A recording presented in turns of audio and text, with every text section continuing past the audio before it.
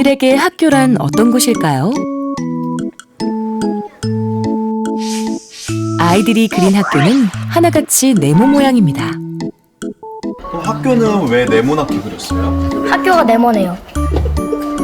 네모나게 생겼으니까요. 치과세요. 크리에이터. 프로게이머요. 다양한 꿈을 가진 아이들과 달리 학교의 모양은 단 하나뿐입니다.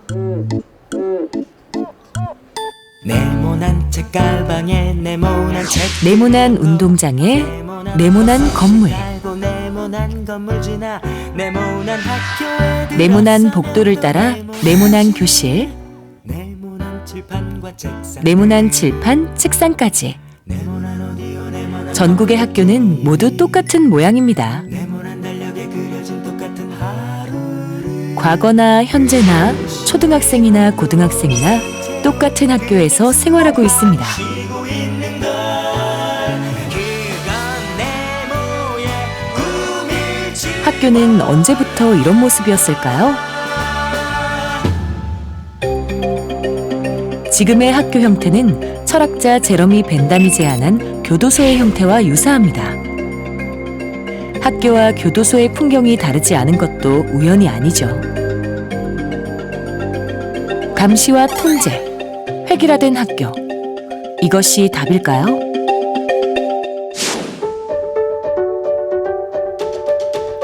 경기도 남양주시, 세모 모양의 건물이 있습니다.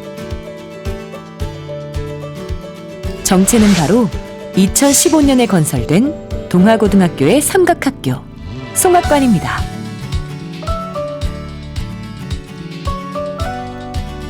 사실 삼각학교의 교실은 특별하진 않은데요. 삼각학교가 학생들에게 가져온 가장 큰 변화는 건물 한가운데 생긴 삼각형의 중정입니다. 학생들은 중정에서 하늘을 보고 생일 파티를 하는 등 색다른 시간을 보냅니다. 넓어진 복도 활용법도 학생들 스스로 찾아가고 있습니다. 위층과 아래층 사이의 소통의 방법도 다양해졌는데요. 모양만 바꿨을 뿐인데 학생들의 변화는 놀라울 정도죠. 하지만 학교 공간에 대한 통념을 깬 삼각형 모양의 학교는 여전히 전국에 단 한 개뿐입니다. 아이들이 다양한 꿈을 품기 위해서 학교는 어떤 모양, 어떤 공간이어야 할까요?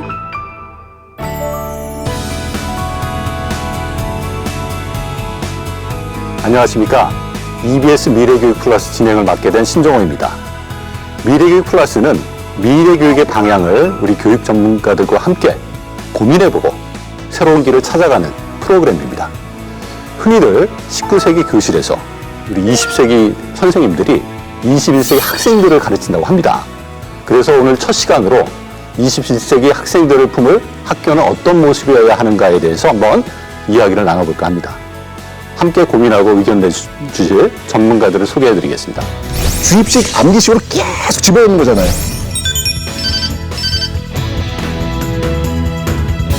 한국말로는 긴 디자인, 내러티브 디자인이 필요한 거죠.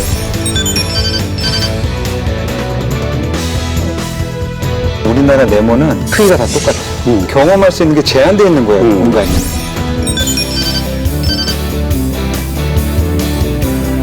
교복이라는 죄수복을 입고 공부라는 벌을 하면서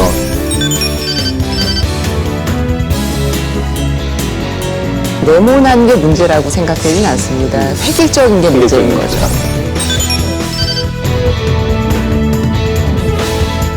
상상력을 좀 열어준다고 했을 때 제도적인 게 뒷받침이 돼야 됩니다.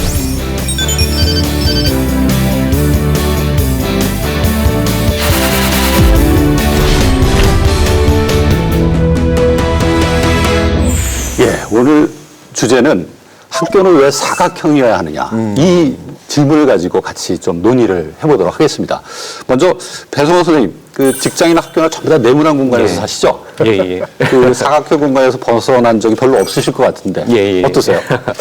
사실은 아까 이제 뭐 우리 네모의 꿈이라는 그 노래도 나왔는데 늘 네모 세상에서 제가 살고 있는 게 아닌가. 근데 또 역으로 생각해 보면 꼭 네모만은 또 아닌 것 같습니다. 왜냐하면 운동장 길이라든가 그리고 또 이제 학교 공간 구석구석 이렇게 살펴보면 그래서 아이들이 오히려 우리 학교의 아름다운 곳, 예쁜 곳은 어딘가 그랬을 때 역으로 네모를 찾지 않더라고요. 그러니까 네모가 아닌 모양들을 찾고 그래서 그런 부분들이 바로 그러니까 어쩌면 지금 오늘 우리가 얘기하는 그 네모에 갇히지 않으려고 하는 그런 자연스러운 움직임인 것 같습니다. 저는 뭐 조금 다른 생각 가지고 있는데요. 저희들 그 핸드폰들 보시면 각지고 이렇게 사각으로 되어 있지 않습니까? 근데 그거 이제 삼각형으로 만들었고 뭐 그거 동그라미로 만들면은 어떻겠습니까? 그런 것들이 그 학교에서 그런 형태가 그 모양들이 그 뭐 모든 것을 많은 것을 그렇게 영향을 미친다라고 생각하는 것은 저는 조금 넌센스가 아닌가라는 생각을 가지고 있고 오히려 그런 것들보다는 그 속에서 어떤 관계와 어떤 내용들을 이제 소통을 할 수가 있는가 그런 것들이 훨씬 더 중요하게 봐줘야 될 것 같은데 저는 이제 그런 것들이 함께 고민이 되면은 좋겠다는 생각을 가지고 있습니다. 저도 이제 보면은 딱 그 네모 자체, 네모난 게 문제라고 생각되진 않습니다. 획일적인 게 문제인 거죠. 다 네모인 게 문제일 뿐이지 사실 뭐 학교뿐만 아니라 저희가 사는 집들도 그렇고 대부분이 평면을 들여다보면 네모나지 않습니까? 근데 그 네모나타는 게 이제 어떤 산업적인 측면에서 계속 오랜 시간에 걸쳐서 가장 재료도 적게 쓰면서 뭐 연관 산업, 예를 들어 가구도 네모났고 그거를 뭐 마감하는 재료들도 네모났고 그래서 그런 것들이 가치와 효율적인 거를 우선 가치에 두고 발전해온 모습으로 이제 지금 결과적으로 이렇게 나타나는데 그러니까 그 효율성 자체를 부인하는 건 아니고요. 그것만을 최우선순위에 놨기 때문에 그게 좀 문제가 되지 않나 그렇게 생각이 됩니다. 두 선생님 의견 오늘 재밌겠는데요? 그렇죠. 듣다 보면은 저도 거기에 좀 추가해서 말씀을 드리면, 그러니까 저 비슷한 얘기긴 하지만 해외에도 보면은 그러면 네모난 교실이 없는가 많습니다. 그렇죠. 예. 근데 문제는 뭐냐면 제가 봤을 땐 우리나라 네모는 크기가 다 똑같아요. 심지어는. 예. 그 다음에 그 네모의 모양 비율까지도 똑같습니다. 똑같아요? 예. 그러니까는 이게 문제가 뭐냐면 애들은 각각 다른데, 그러니까 교육은 경험에서부터 나온다 이렇게 얘기하지 않습니까? 그렇죠. 근데 경험할 수 있는 게 제한되어 있는 거예요, 공간이. 그러니까 유명한 이제 건축가가 한 말이 그 건물이 가르친다 이런 말이 있어요. 그 건물이 가르친다? 예, 가르친다. 그 얘기는 뭐냐면 아이들이 건물을 통해서 배우는 게 있어요. 학습하는 게. 근데 건물이 동일한 걸 배우니까 네모가 문제가 아니라 동일한 걸 배운다는 거죠. 그러니까 세상은 새로운 것을 원하는데 아이는 동일한 걸 배우니까 그렇죠. 이게 제 21세기의 그 학습 그 환경에서는 잘 안 맞는다. 이렇게 이제 얘기할 수 있겠습니다. 저도 그런 경험이 있었던 것 같아요. 네. 제가 저는 이제 역사를 좀 하니까 이제 서대문 형무소를 이제 자주 가거든요. 가면은 그 서대문 형무소의 그 구조가 그 파노티콘 구조라 그래요. 그러니까 한쪽에서 딱 그 간수가 여러 방향을 한 번에 볼 수 있는 그런 구조잖아요. 근데 그런 것들 보다가 저 어느 날 문득 학교에서 왜 야간 자율학습 감독이 있잖아요. 감독을 하게 된 거예요. 그러니까 제가 복도 끝쪽에 딱 앉아가지고 이렇게 이제 교실이 다 있을 거 아니에요. 딱 있으면서 제가 딱 책상에 앉아가지고 딱 바라보고 있는데 갑자기 제가 서대문 형무소에 간수가 된 느낌? 그래서 아이들이 고개를 빽하면 야야야 들어가야지 어딜 나와 뭐 이런 얘기를 하고 있는 거예요 제가.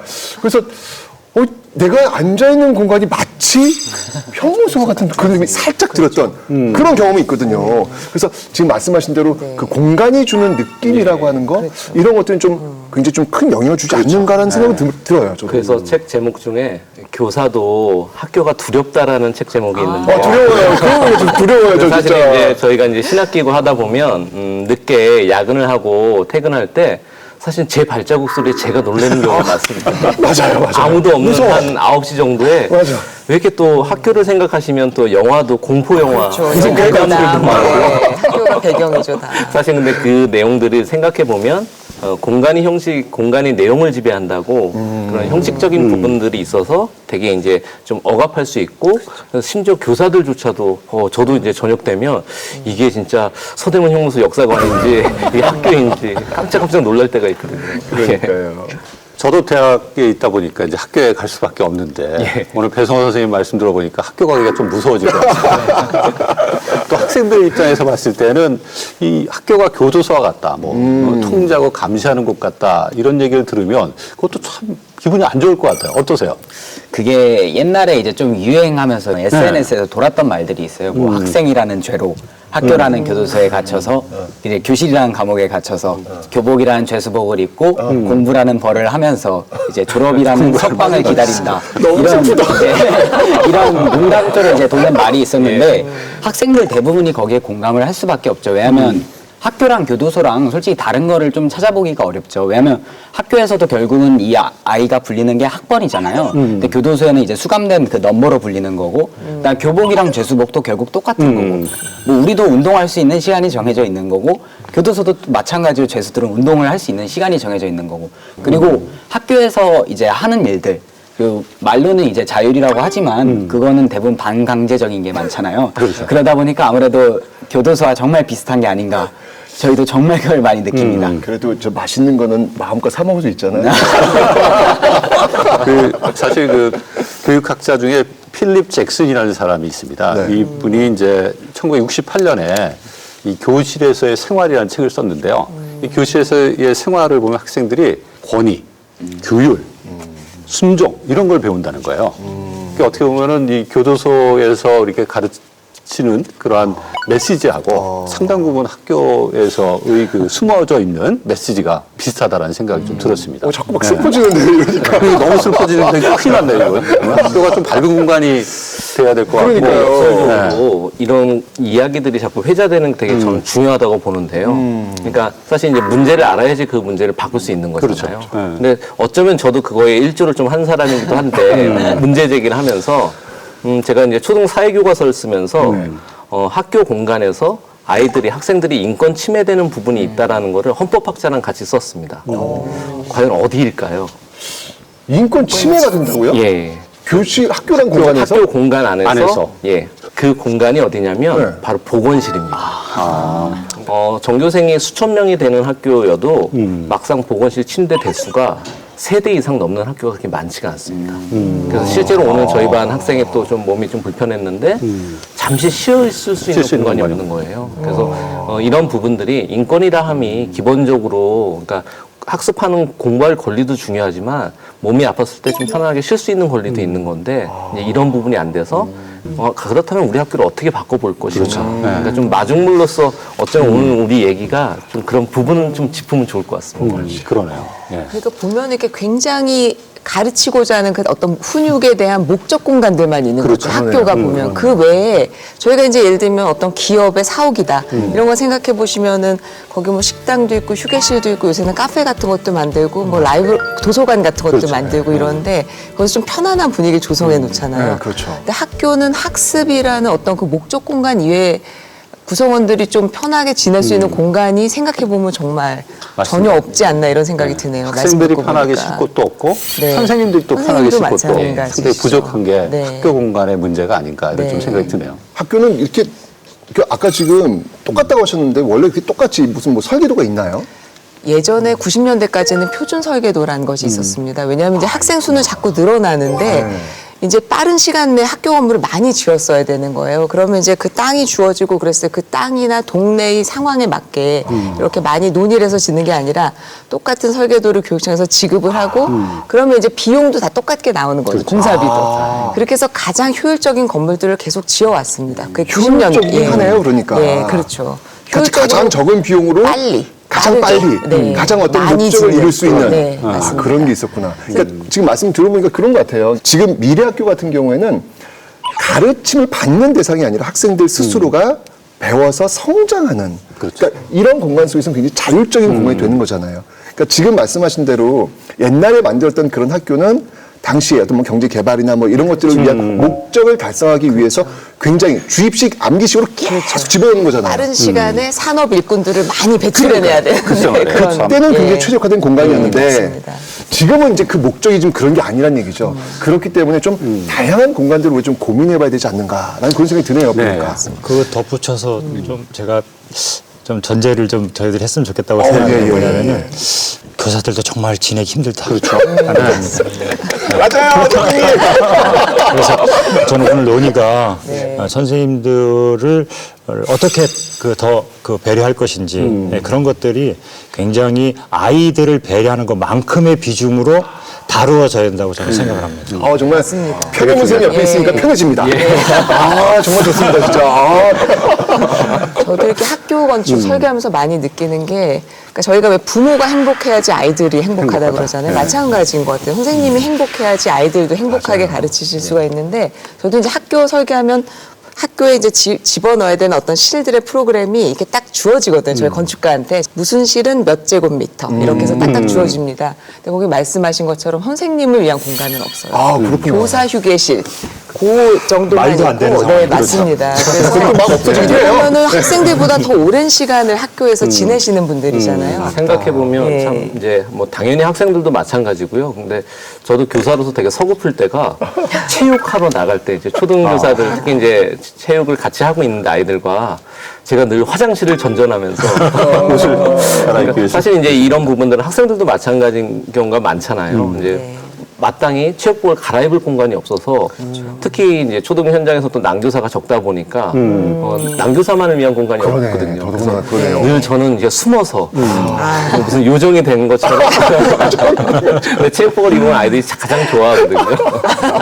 근데 이제 이 공간들 뭐 교사와 학생들의 그 삶의 공간으로서 학교를 다시 본다면 좀 달라질 것 같습니다. 그냥 맹목적인 학습의 공간이 아니라 같이 삶을 같이 영위하는, 그리고 특히 학생들도 그렇고 교사들도 그렇고 대단히 많은 시간을 같이 공유하고 있는데 막상 아주 기본적인 일상의 공간들이 마련돼 있지 않아서 그래서 진짜 왜 체육 시간마다 나는 어디에서 옷을 갈아입어야 되는 것인가 아주 그런 실전적 고민을 하면서 지금 말씀해 주시니까 너무 반갑습니다. 아니 근데 진짜 이런 모습들이 왜 나오는지 좀 정책적으로 좀 너무 궁금해요. 좀 알려주세요. 근데 그러니까 제가 지금 사실 선생님이 말씀하신 게 사실 키예요. 아, 그래요? 그러니까 어느 부분이요? 왜냐하면 학교 공간 혁신이라고 얘기를 많이 하는데 네. 이 혁신이라는 단어를 약간 좀 잘못 오해하시는 게 공간을 혁신하면 된다 이렇게 오해를 하시거든요. 근데 이 학교 공간 변화 이렇게 안 쓰고 학교 공간 혁신이라는 단어 쓴 게 학교 현장에 그 사람으로부터 끌어올라와야 된다는 거예요. 그 변화 자체가요. 사람으로부터. 그러니까 그게 무슨 얘기냐면 지금 선생님도 어려움을 얘기했지만 학교에서 내가 선생님들이 이 공간을 어떻게 활용할까? 어떻게 이렇게 수업에서 바꿔서 써볼까? 이런 것들이 사실 선진국에서 고민이 이미 굉장히 오래전부터 되었단 말이죠. 그래서 학교를 바꾸면은 선생님들이 주도적으로 바꿔오셨어요. 그 건축가 거기다 플러스 알파를 해서 양념을 쳐서 굉장히 맛있는 음식으로 만들어냈던 거죠. 근데 지금 뭐냐면 건축가가 한마디로 음식을 딱 드리는 거예요. 햄버거, 피자 뭐 이렇게. 그러니까 선생님은 나는 한식을 먹고 싶은데 햄버거를 드리니까 이거 쓸 수가 없는 거죠. 네. 그래서 제가 봤을 때 선생님이 이제 그 핵심에 축이 돼가지고 이 공간 부분을 이해하시고 그걸 내가 어떻게 바꿔놔야겠다. 이 계획을 이제 해나가시는 게 학교 공간 혁신 이제 시작이라고 볼 수 있는 거예요. 그렇구나. 예, 그 학교 공간 혁신에서 진짜 학생, 교사, 즉 사용자의 입장을 대변하는 게 상당히 중요할 것 같아요. 이게 이제 아까 표준화된 설계도 얘기가 나왔지만 이게 탑다운 방식으로 모든 게 진행되다 보니까 학교에서 일어나는 여러 가지 일들을 고려하지 못하고 공간이 설계되고 있는 문제가 있는 것 같습니다. 요즘은 뭐 이런 말이 있잖아요. 아이디어로 돈을 버는 세상이다. 근데 이런 말이 나온다는 것 자체가 이제는 그런 주입식 교육에 그거에서만 머물러 있으면 안 되고 좀 더 창의성을 가질 수 있는 그런 교육이 좀 더 돼야 된다는 건데 학교 공간 자체가 애초에 그 시대에 그 효율성을 증대화할 수 있는 그런 거에 지금 아직 머물러 있다고 생각을 해요. 맞춰져. 실제로도. 근데 그런 거에서 이제 좀 벗어나가지고 그러면 아까 말씀하셨던 것처럼 교사나 학생이 주체가 돼가지고 자기들이 좀 더 창의성을 더 끌어올릴 수 있는 그런 방향으로 바꿔야 되는 게 아닌가. 제가 들었던 걸로는 이제 유럽의 한 학교에서는 이제 학교를 짓기 전에 교사들한테 물어본다 하더라고요. 어떻게 수업을 진행할 거고 어떤 공간을 원하냐. 그러면 그걸 듣고 이제 짓기를 시작하게 되니까 아까 말씀하셨던 것처럼 그게 정말 된다는 거예요. 근데 우리나라 학교는 그냥 지어놓고 교사랑 학생 다 넣은 다음에 그렇게 하잖아요. 그러니까 그런 것들도 좀 없어져야 된다는 거죠. 표준 설계도. 네, 그런 거죠. 이제 사회가 변하고 있고 그로 인해서 교육도 변화할 네, 수밖에 없기 때문에 그 교육을 지원하는 시설도 환경도 변할 수밖에 없는 거잖아요. 저는 어떤 그런 방향으로 점에서 변화해야 될지 한번 여러 가지 얘기가 될 수 있는데 우리 먼저 말씀하시죠. 학생들이 같이 교육 현장에서 만들어가는 것으로 저는 저희 학교에서 지금 하고 있는 교문 만들기 사례를 좀 이렇게 좀 안내를 드리고 싶습니다. 그게 뭐예요, 선생님? 교문 이 직접 학생들이 교문 설계 디자인을 한 겁니다. 초등학교 학생들이 그린 거예요? 예. 저희 학교가 지금 지금 현재 교문이 없는 상태입니다. 예전에 만들었던 교문 때문에 뭐 차량이 좀 이렇게 부딪히는 좀 불미스러운 사고가 있어가지고 교문을 새로 만들기로 했는데 기존 같았으면 그냥 이제 건축가 선생님들이나 몇몇 분들이 결정을 하는데 그게 아니라 시간이 오래 걸려도 학생들이 직접 디자인을 해서 지금 4년째 저희가 디자인을 하고 만들어가고 있습니다. 그 저기 문의 주제는 엄지척 교문. 엄지척이에요. 우리 학교가 최고다라는. 그러네. 들어올 때마다 자존감이 예. 넌 최고야. 뭐 이런 느낌이 드는데요. 그리고 또 이걸 한번 보시면 또 아이들이 좋아하는 캐릭터들이 또 들어가 있습니다. 그리고 일상에 사용하는 물건들.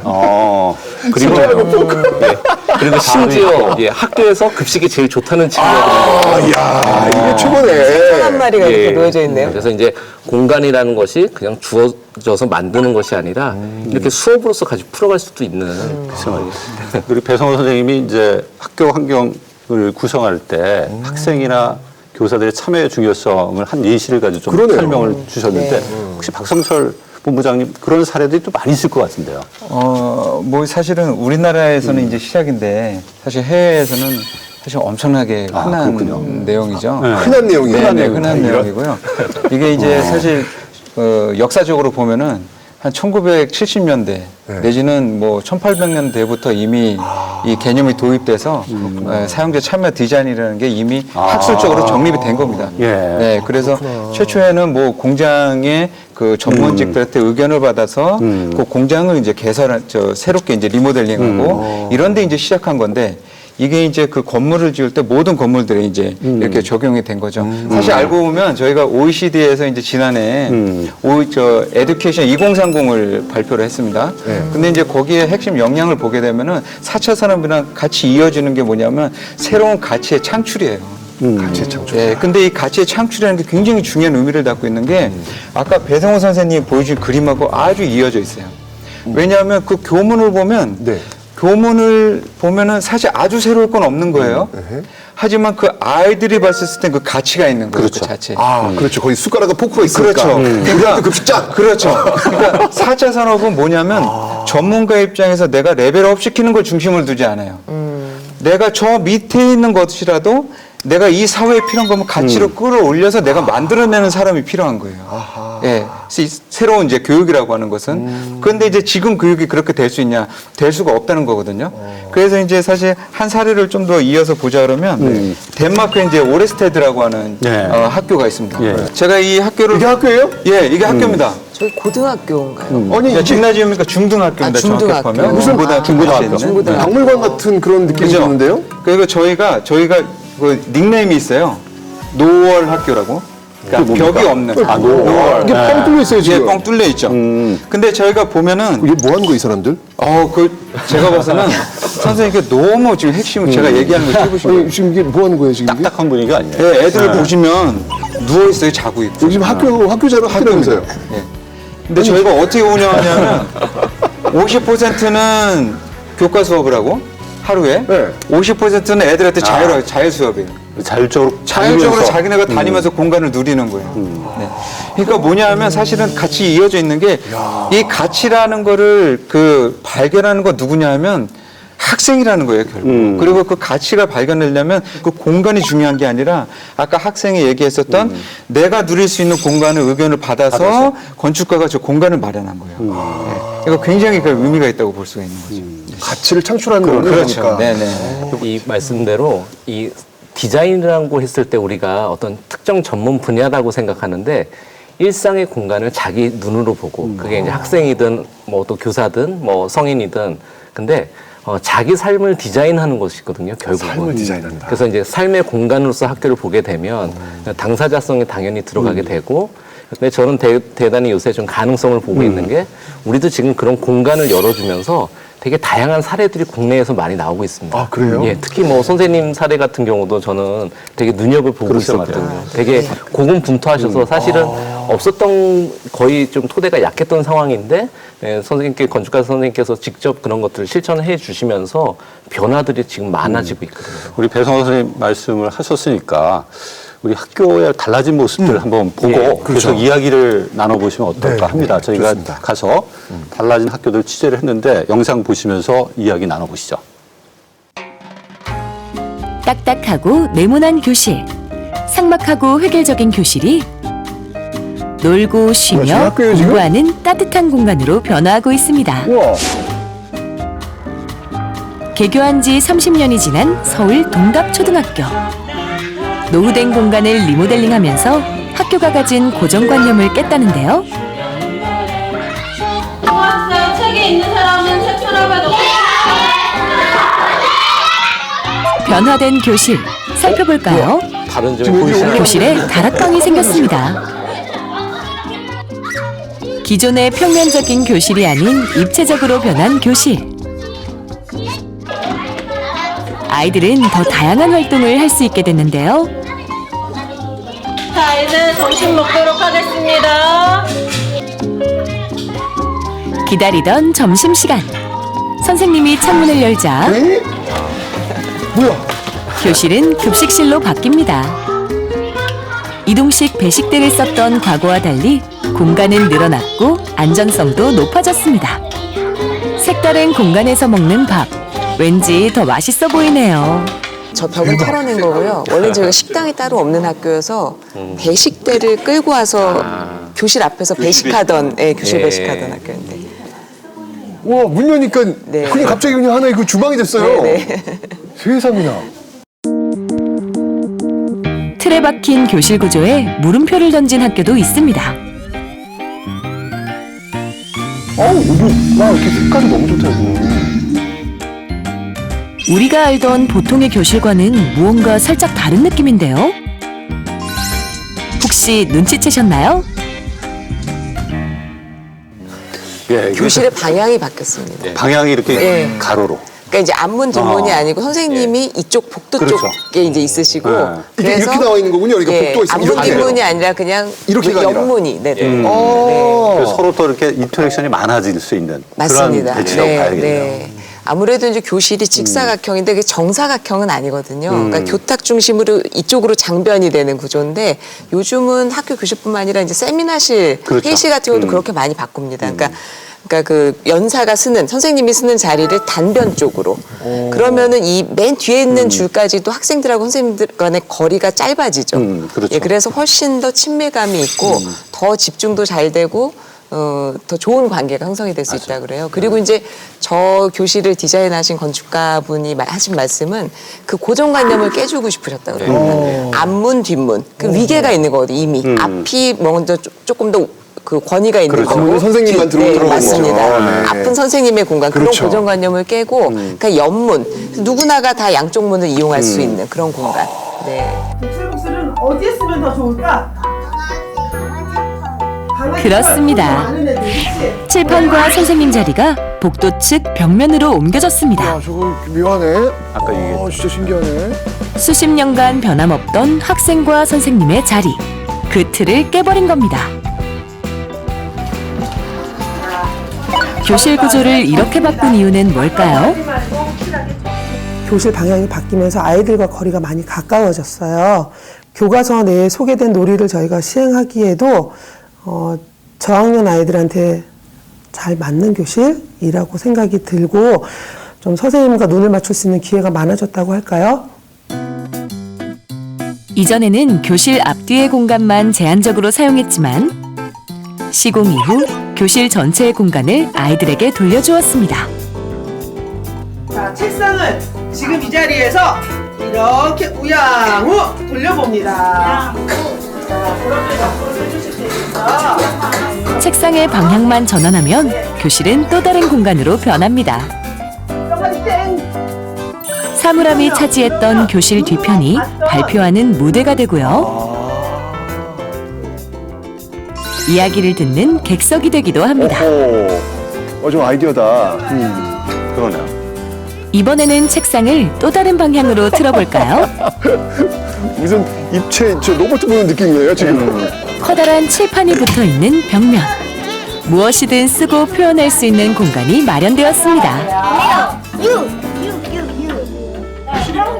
제일 좋은 점은 제일 좋은 거 바닥에서 뒹굴 수 있는 거. 원래는 막 실내 신고 막 뒹굴 수도 없는데 여기서는 이제 막 양말만 신고 다녀서 막 뒹굴고 놀 수 있으니까 더 좋아해요. 또 책걸상을 한켠으로 밀어놓기만 하면 작은 실내 체육관으로 바뀝니다.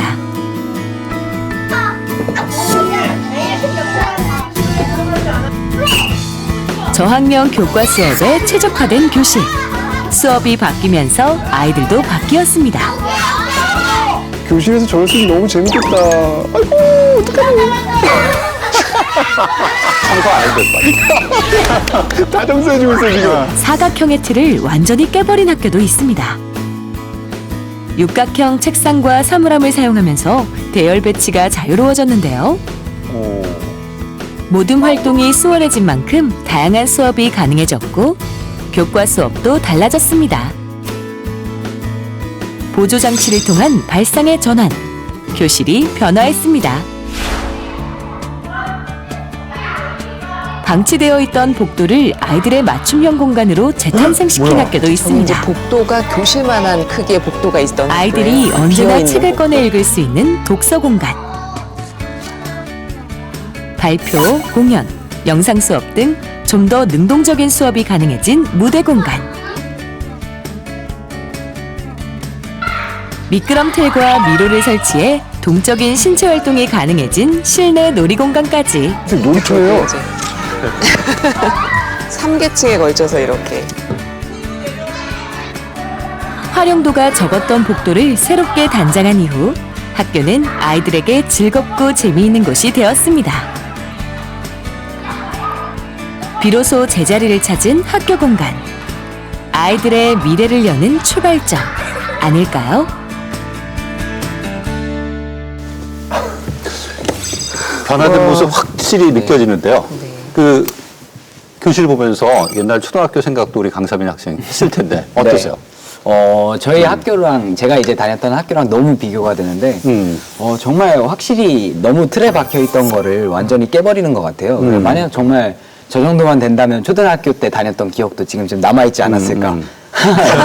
전혀 없어요? 네, 요즘은 지금은 뭐 정말 똑같은 패턴으로만 생활을 했었거든요. 왜냐면 그 똑같은 교실에서 그 학반 안에서만 딱 했던 게 기억이 나가지고. 제가 보니까 그 강서빈 학생이 말하는 중에 획일적인 패턴 그게 되게 중요한 것 같아요. 그러니까 왜냐하면 제가 그 저 사례들을 이제 전에 봤었을 때 저 사례가 주는 게 본질적으로 뭐가 차이가 있어서 이렇게 좋아하는가 이 생각을 되게 많이 했어요. 근데 저걸 봤었을 때 그 학교를 갔는데 애들이 지금 저기에서도 사진에서도 나오고 애들 움직이는 거 봤지만 일정한 시간이 되면 개인들의 공간이 있어요. 그렇죠. 맞습니다. 아까 제가 오레스테드 짐나지움 그 사례를 보내면서 애들이 공간을 누린다고 표현을 드렸잖아요. 그렇죠. 저기에서 동일하게 느껴지는 게 뭐냐면 애들이 일정한 공간을 자기 공간을 누릴 수가 있어요. 그 얘기는 무엇이냐면 아까 사실 우리가 감옥 갔다는 거의 핵심은 뭐냐면 규율이거든요. 규율. 단어가. 근데 지금 저기 안에서 우리가 뭘 느낄 수 있냐면 자유를 느낄 수 있어요. 그러니까 애들이 공간을 누릴 수 있는. 그러니까 제가 봤을 때 이게 학교 현장에서도 특히 이런 걸 생각하실 때 내가 엄청난 거를 뭘 바꿔야 되겠다 이렇게 생각하시면 굉장히 어려워요. 그런 게 아니라 기본적으로 우리 아이들이 인간으로서의 한 존재인데 이 아이들한테 원하는 자율적인 그런 공간을 내가 얼마만큼 배려해 줄 것인가 거기에서부터 사실 시작하는 거예요.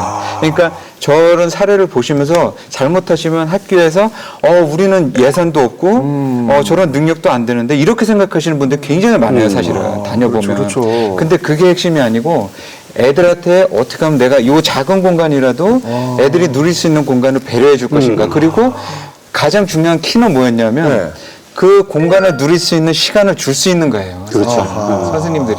그러니까 선생님들이 마음이 바쁘고 선생님들이 해야 되는 게 많으시면은 사실 저런 공간을 애들한테 줄 수 있는 여유가 안 계신다는 거죠. 그러니까 그게 사실은 가장 중요해요. 글쎄 말이에요. 이 환경을 바꾸니까 아이들 표정이 바뀌었어요. 그리고 아주 되게 좋은 말씀하셨는데 환경의 변화가 학교의 가치도 변화시켰다.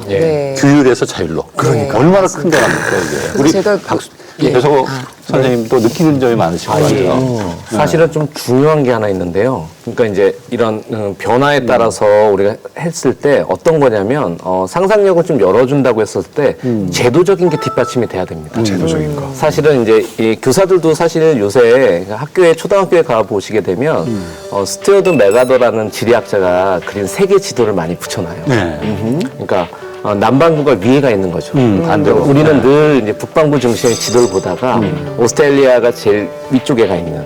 그러니까 사실 왜 그런 걸 하냐면 기존의 생각들을 뒤집어 보자고 하는 거. 근데 이제 그런 시도도 너무 좋은데 지금 여기 꿈담 교실은 너무나 이제 정책적으로 서울시 교육청이 참 잘했는데 이제 이후에도 이걸 할 수 있게끔 다행히 지금 교육부에서도 이 계획을 좀 잡고 있습니다. 아, 그래서 그래요? 저는 이제 이런 것이 같이 가야 됩니다. 왜냐하면 이게 개별 교사들이 아무리 열정이 있어도 또 전문 영역에서 사실 이제 시너지가 같이 올라올 수 있게끔 그리고 그 과정에 지금 우리 강서민 학생처럼 같이 참여를 할 수 있으면 가장 이제 학교 공간이 살아날 수 있는 그래서 좀 제도적 뒷받침을 같이 어우러지게끔 예. 그렇죠. 아니 저는 이제 지금 보면서 진짜 하나의 공간에선 하나의 모습만 나온다고 생각했는데 어떻게 하나의 공간에서 저렇게 다양한 모습들이 나오는지 그렇죠. 와 진짜 이게 발상의 전환이다라는 그런 생각이 들었어요. 근데 이런 모습들이 보여진다면 왜 2015 그 교육과정이 학습자 중심의 교육과정이라고 하잖아요. 그럼 가능하겠는데요 보니까 어떠세요? 가능하죠. 근데 이제 문제는 네. 저희가 이제 저 사례들을 잘 볼 필요가 있어요. 무슨 얘기냐면 2015 교육 과정이 추구하는 바를 온전하게 반영돼 있는가라고 보면은 사실은 꼭 그렇지는 않습니다. 아 그래요? 어떤 부분? 예, 그러니까는 뭐냐면 지금은 이제 학교 현장에서 이 교육 과정을 적용하려니까 이런 공간이 필요하다. 이렇게 해서 반영됐다기보다는 건축가분께서 먼저 그걸 제안하셔서 공간을 쓰다 보니까 지금 2015 교육 과정에 어느 정도 부합하게 된 거예요. 아직까지도 탑다운이네요. 그렇죠. 예. 그래서 이제 물론 이제 그렇다고 저게 의미가 없는 게 아닙니다. 굉장히 우리가 앞서 나갔어요. 그렇죠. 굉장히 발전했어요. 네. 근데 문제는 뭐냐면 우리 강서변 학생 있지만 우리가 중고등학교를 보면 상황이 많이 달라집니다. 변함이 없죠. 네. 한대 교실이 어때요? 그런 어두워진 것 같아요. 저런 이제 초등학교 같은 경우에는 솔직히 말해서 우리가 어떻게 인생에서 중요하게 생각하는 대입이나 이런 거에 영향을 크게 미치지는 않잖아요. 그러다 보니까 저기에 대해서는 어떻게 보면 좀 더 급진적인 변화가 가능하다고 보는데 아무래도 중고등학교 같은 경우에는 이제 그 대입이나 이런 거에 실질적으로 영향을 미치다 보니까 그렇게 한 번에 확 바꾸는 거는 정말 힘들다고 생각을 해요. 그리고 또 예를 들어서 원탁으로 두면 사회 시간에 원탁으로 두면 우리끼리 의견 교환하기도 좋고 수행평가나 이런 거 하는데 참 도움 많이 될 거 아니에요. 근데 원탁으로 뒀을 때 그러면 시험을 어떻게 보냐. 그런 내신 시험 같은 것도 원탁에 앉아서 볼 수가 있는 게 아니잖아요. 그런 현실적인 문제들이 계속 막혔다는 거죠. 기승전 대입이네요. 네, 그렇죠. 기승전이 그 선생님 같은 경우에도 이제 서울시 교육청 꿈담 프로젝트를 계속 해오셨잖아요. 네. 여러 현장의 목소리도 듣고 또 이렇게 프로젝트 진행하면서 이런 부분을 좀 더 고민해서 환경도 만들어야 되고 또 학교도 변화해야겠다라는 생각을 좀 많이 하셨을 것 같은데. 네. 아무래도 이제 저희가 꿈담 교실 한 게 이제 사실 2017년도부터니까 네. 2해에 걸쳐서 했고 이제 올해도 이제 곧 추진이 될 예정입니다. 네. 그러니까 이제 시작 단계라고 볼 수 있는 것 같아요.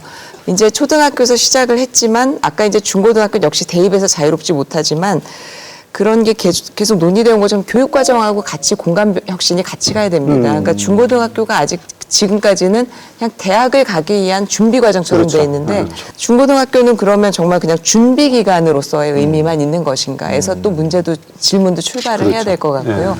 그래서 이제 작년부터는 사실 중고등학교도 꿈담 교실에 같이 다루고 있고 작년에 이제 조금 특별 교실 위주로 중학교 교과교실제에서 하는 홈베이스, 그다음에 도서관, 그 협력형 종합예술교실 이런 것들을 대상으로 했다면 올해는 이제 중학교 교실까 일반 교실까지 대상으로 해서 또 새로운 사례가 나올 예정입니다. 초등학교뿐만 아니라 중고등학교까지 다 변할 수 있는 가능성이 있는 거예요. 앞으로. 문제는 그러면 지금까지 이런 학교 공간 혁신에 대한 거론이 되기 전까지 그러면 이런 거 없었을까?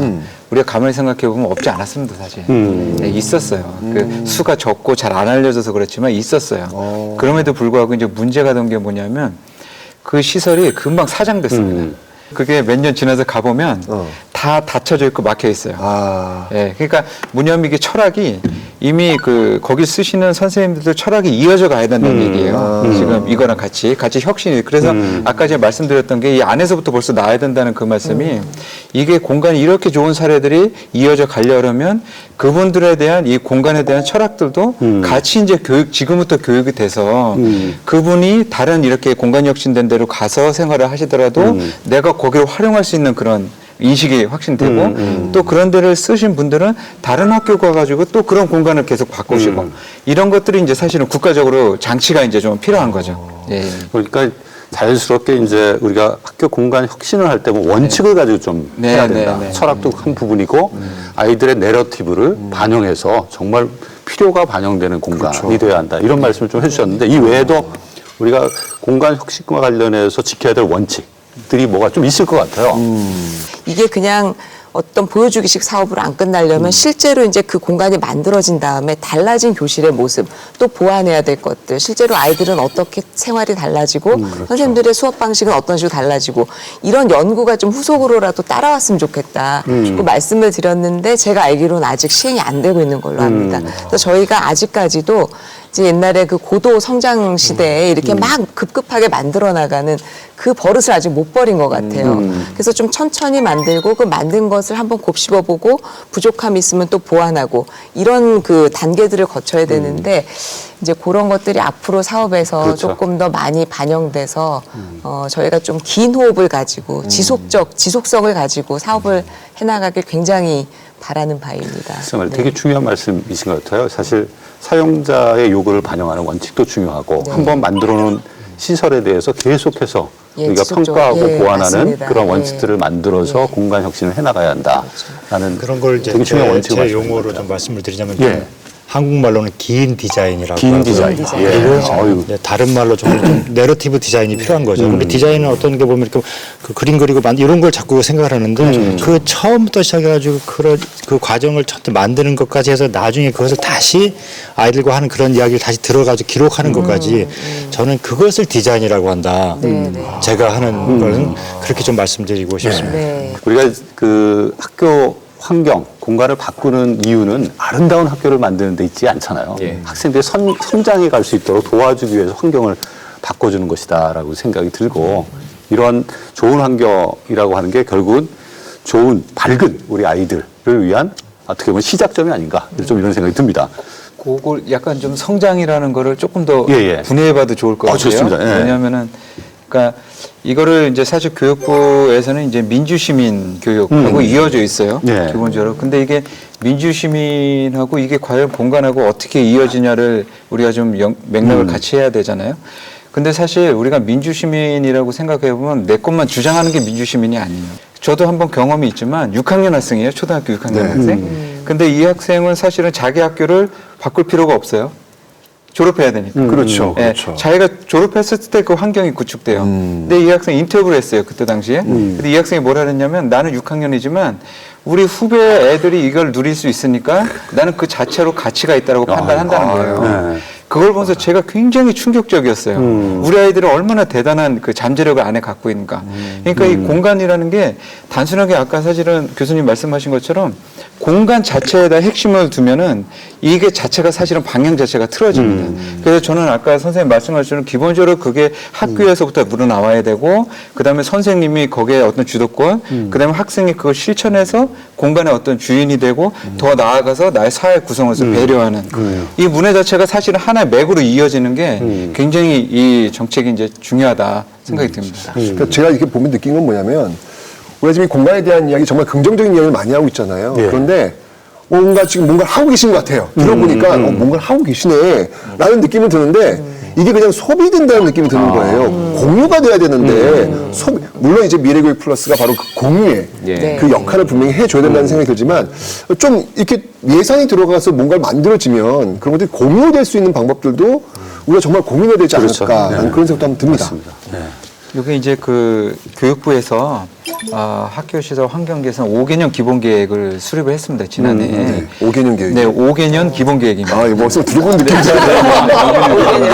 5개년만 하면 된다고 생각하니까 10년을 왜 안 해요? 저는 50개년이어야 된다고 생각을 하는데 개인적으로는 교육은 100년째 되겠네요. 근데 어쨌든 이게 고무적인 게 그동안 5개년 기본 계획조차도 있질 않았다는 거예요. 예. 그래서 5개년 하면은 제가 봐서는 어느 정도 이제 그 기반 자체는 이제 갖춰질 텐데 그 안에서 사실은 선생님께서 말씀하신 그 사례에 대한 공유라든지 실제로 이제 우수 사례에 대한 그런 보급들 그런 정책들이 사실은 그 안에 지금 녹여져 있는 걸로 제가 알고 있습니다. 네. 네. 이 학교 공간에 대한 이야기 해도 끝이 없을 것 같습니다. 그래서 저희가 미래로만 준비하지 않고 이걸 시리즈로 좀 준비를 했습니다. 이 학교 공간 혁신은 이제 거스를 수 없는 시대의 과제가 아닌가 이런 생각을 좀 해보고요. 특히 아까 우리 편혜문 선생님 말씀하신 것처럼 긴 호흡의 디자인을 통해서 우리 학교 공간이 재탄생됐으면 하는 생각을 해봅니다. 다음 시간에는 그래서 이런 학교 공간의 변화가 우리 학생들 또 교사들에게 어떤 변화를 가져올 수 있을지에 대해서 좀 이야기를 해보고 또 어떻게 구체적으로 공간 변화를 할 수 있을지 같이 논의해보는 시간을 갖도록 하겠습니다. 오늘 장시간 참여해 주셔서 감사합니다. 감사합니다.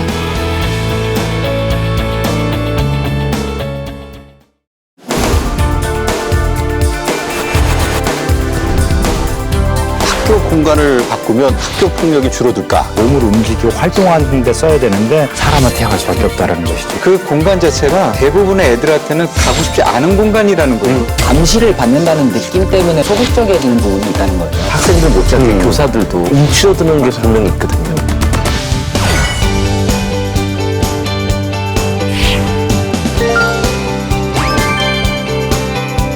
환경을 바꾸면 학교에서 일어나는 여러 가지 폭력도 많이 좀 줄일 수 있지 않나